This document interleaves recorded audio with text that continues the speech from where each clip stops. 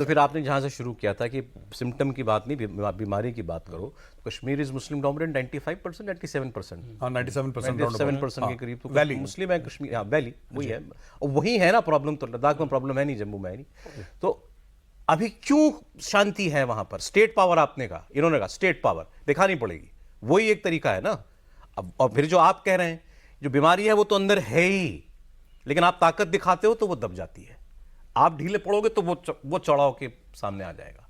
इस बात की आशंका हमेशा बनी रहेगी कि ये कि अच्छा कि आज ये टेम्परेरी है, ये टेम्परेरी है। इसको अगर आप परमानेंट मानने की गलती करेंगे हाँ, तो फिर आपको धोखा मिलेगा। तो फिर हम चुनाव क्यों करा रहे हैं?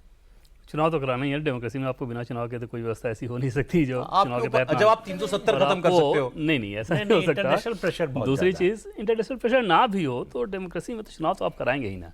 और आप फिर हैरान आ होंगे जाएंगे सौरभ, मैं आपको एक मजेदार चीज फिर बताऊं। वही फारूक अब्दुल्ला, फिर वही महबूबा मुफ्ती, वही लौटेंगे ना। आपके नाके हटा लिए जाएंगे, जेलों से लोगों को रिहा करने के लिए दो कहा चीज जाएगा। सुनिए। पहली बात तो ये कि सरकार के एक बड़े व्यक्ति का ये कहना था, और ये फैक्ट था, कि जिस दिन चुनाव आयोग द्वारा चुनाव की तारीखों का ऐलान किया जा रहा था, उस दिन भी चाहे अब्दुल्ला परिवार हो या फिर मुफ्ती हो, उस दिन सुबह भी वो मना कर रहे थे कि जम्मू कश्मीर नहीं आ रहा है, मीडिया ऐसे ही दिखा रहा है। उनको ये भरोसा ही नहीं था कि जम्मू कश्मीर में चुनाव कराया जाएगा।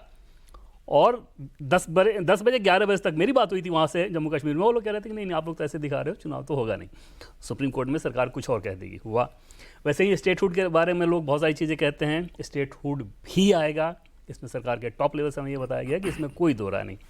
तीसरी चीज़ जो क्लैरिटी दी गई है वो ये कि आतंकवाद को लेके, सेपरेटिज्म को लेके, उसमें कोई परिवर्तन नहीं होने जा रहा है।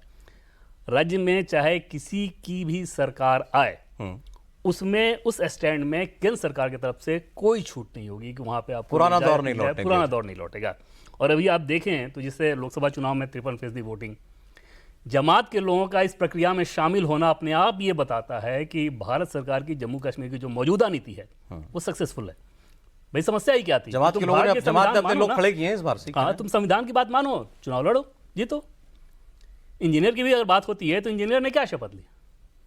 भारत के संविधान की। लेकिन सर वो शपथ, वो राशिद इंजीनियर वो शपथ ले रहा है, उसके लिए उस शपथ का कोई मतलब ही नहीं है। जो आदमी मानता ही नहीं अपने आप को इंडियन, मान ही रहा है ना, तो भाई आगे आज झुक रहे हो ना। पहले तो उस संविधान की कॉपियां फाड़ते थे, वो आपके सिस्टम में आना चाह रहा है, लेकिन वो रहेगा तो वही आदमी। सौरभ जी एक बात सौरभ, उसमें एक चीज और आपको बताऊं, जो बड़े बड़े नाम आप सोचते हैं ना कि ये सेपरेटिज्म या अलगाववादियों के सिस्टम में 2 मिनट की मुलाकात के लिए जैसे तरसते हैं, आपको हैरानी होगी हो जान के। तो ऐसा नहीं है कि उनके अंदर कोई बहुत बड़ा स्पाइन हो या कुछ हो। ले दो अपने आप को, वो फिर वो हो गया पूरा इंडियन हो जाएगा। नहीं, तुरंत नहीं हो सकता, रातों रात नहीं हो सकता, तुरंत नहीं हो सकता।